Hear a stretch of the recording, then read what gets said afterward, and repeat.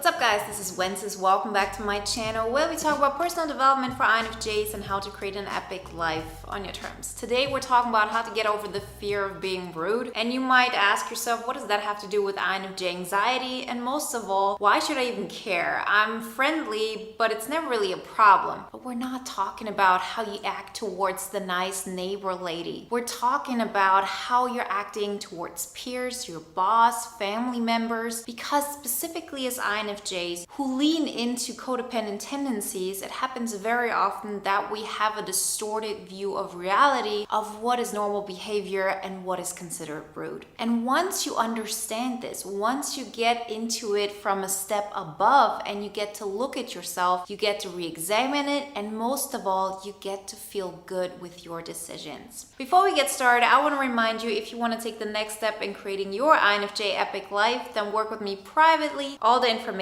you find below. So first off, why are we even talking about this topic? This isn't something that you should neglect, because we as INFJs, we're considered to be all about harmony. We're people. We want to help others. We want to serve. And so being somebody who's rude is the last thing we want to be. And so most of us don't even want to think in that direction. We don't want to be like the people we dislike, who act only in their own best interest, who act from a narcissistic standpoint. These are all the things we don't want to be. So why are we talking about it? Why is it something that matters to us? Well, the reason is because there is no right or wrong here. There is no, this is considered rude and this isn't. This is a completely subjective matter. Yes, you'll find most people in your society will have a common understanding of what is rude and what isn't. But let's be honest here. We are way more into the tendency of being too nice, too friendly, too welcoming than we are in a tendency of being too rude, too selfish, or anything in that category. So when we get to this point, this is something that causes us extreme anxiety, because then you constantly get into a situation where you have to be overly friendly, and that is the only way it's acceptable to you. See, there are different reasons why this has happened. It could be that from childhood on you have learned that being overly friendly, being nice towards others is the way to go, because that will ensure that you're not being abandoned. It's something that so many of us share, but it has caused us so much guilt, and we're not even aware of it. We just have an understanding of this feels good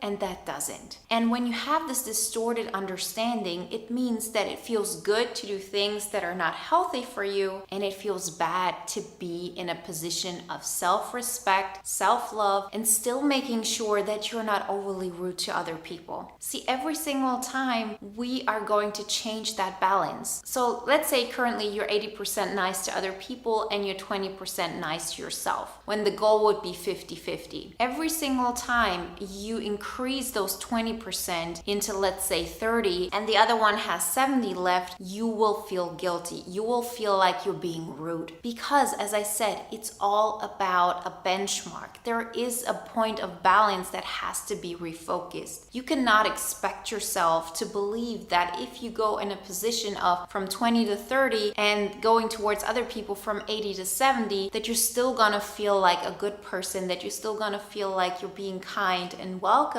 even though you give much less to yourself than to others. That is a fundamental truth we have to understand. Our mind will lie to us. That's why you have people who are in abusive relationships, emotional or physical, and they still see the problem with them. They see that they have done something wrong. These are all the typical narcissistic codependent relationships. And unless you're willing to look at it from an external point of view, from a third person party, you will never recognize this. And so you might ask, okay, so what's the problem if I'm being overly nice? That is what I can do. I have the power to do so. I want to set an example. Why should I change that? Well, because you're not really setting an example the way you want to. What we think is we show up as kind. We show up as people who don't want to cause problems, who are not all about themselves. And with that, we set an example that others should do the same, that they should also give more. But one thing is for certain, if you have givers and you have takers, it's always the givers who have to limit themselves, because takers cannot do it. And on the other hand, you're not setting a great example of standing up to yourself. Because people are not looking at you and looking at what you're saying. They are looking at your actions. And the action you're mostly showing is that you don't value yourself, that it's okay to neglect yourself.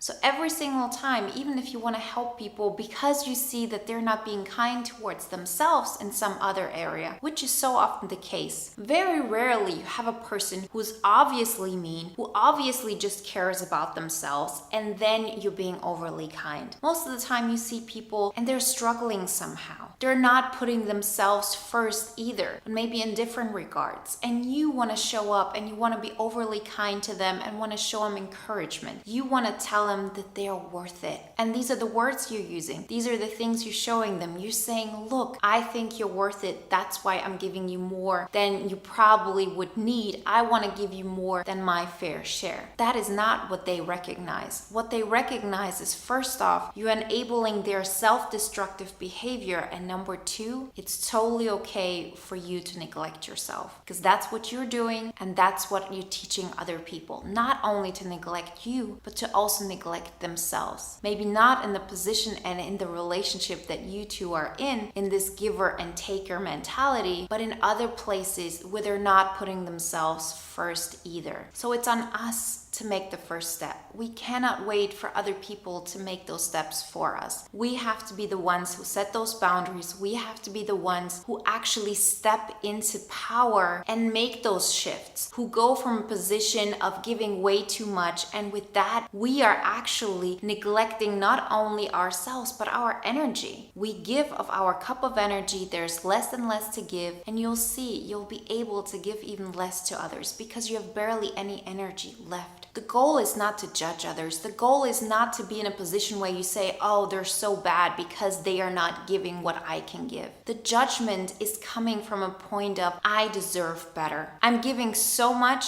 I want that recognition. Don't ever neglect the point that on some level we're doing this out of codependency. We're doing this out of the fear of abandonment. We're doing this out of a fear of then people are not going to like me. That is something we have to accept. Maybe it's not on top of our mind, but it's definitely happening and it's completely natural. We want to get to a point where we give in our relationships as much as we get back. And you'll see, once you find a balance in this, you won't have any anxiety left. There isn't that fear left that you will be yourself. You will actually stand up for yourself. You will want to do something that makes you feel good. And because of this, others will suffer. This is a fear we take with us every single day. But that fear only exists as long as you don't tap into it, as long as you don't face it and you do the things that you're most afraid of. Once you've created this balance of giving as much as you're getting back from others, you will have amazing relationships, maybe with some people that you don't see that often or you don't have that deep connection with. But that's not a bad thing. You have other connections and deeper connections with some people and then not with others. That doesn't mean that you have to have any kind of negative relationships with people just because you can't connect that deeply. You can create great benefits for others and for yourself by making sure that you're not giving more than the others can give back. And you will have energy left. And with that energy, you can actively do something and give energy where you don't expect anything back. Like this channel, for example, this isn't one of my intimate relationships. This isn't with my friends. This isn't about my family. It is a relationship based on boundaries where I protect myself. You can have so much to give and you can do it with good causes. It doesn't mean that you have to be a bad person just because you limit how much you give in the relationships you have in your closest life. And because of that, you create such peace within yourself that you're able to open up more than you have ever imagined. You might feel like, oh, okay, so if I don't show up more, if I don't open up, then my relationships will be completely superficial. But that's not the case. Because the more you ensure that your boundaries are being protected, the more you'll allow yourself to open up. That is a paradox I completely didn't believe in until it happened. But let's talk about the biggest challenge here and the biggest anxiety that I had to overcome. And that is the point of changing that balance, of changing the balance from, let's say, those 20% to 80 to, let's say, 50-50. No matter what you do, remember, if you increase how much you give to yourself in comparison to others, you will feel like a bad person. Don't underestimate the psychological effect it will have on you. You will feel like you're being rude towards others. You will feel like you're selfish and you're arrogant, and it has to be okay with you. Unless you're willing to go a little bit overboard, you will never find that balance. Because yes, of course, in order to find that balance, you have to lean into the other direction. And those emotions of being a bad person will come up, this anxiety. But it's about facing that anxiety and staying within it, because you know that the way it has been going so far, it cannot continue this way. This doesn't make you happy. This doesn't energize you. So what are we going to do? We're going to lean into the other direction and take on the risk of being maybe too rude. Because yes, it can happen. I've been there. Like when I first started this whole process, of course there were situations where I went overboard and I was a little bit too rude to my mom or a friend or somebody I met. This has happened and I felt so bad because of it. But I also felt really bad when I did this in a way where it was completely reasonable. Your mind will lie to you. Remember this. Your mind isn't focused on this is fair behavior. Your mind is focused on this is what I know.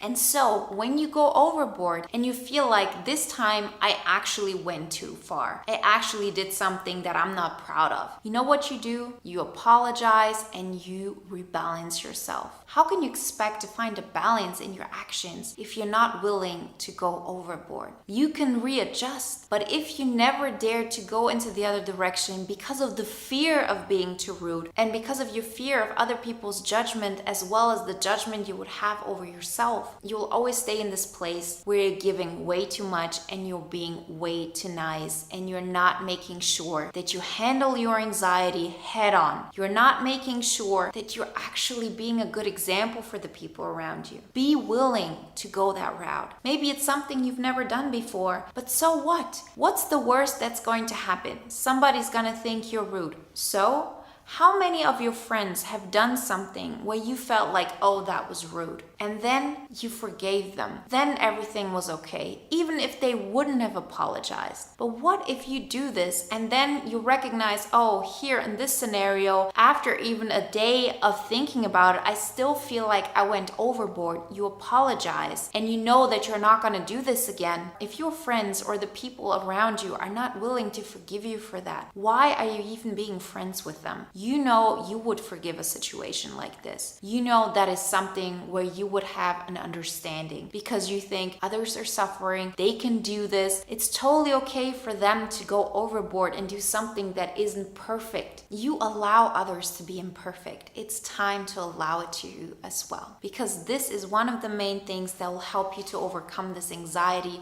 once and for all. And we as INFJ specifically have to be willing to step up our game when it comes to our personal growth and reevaluate our understanding of what is right in that scenario. I really hope that helped you and inspired you to take the next step in your epic life creation. You will see this will make a huge difference. Remember, if you want my help in creating your INFJ epic life, then work with me privately. All the information you find below. And if you want to watch another video now that is in line with today's topic, then watch the video on INFJs and being sensitive to criticism. Like always, guys, I wish you a wonderful day, a great week, and I talk to you next time. Bye.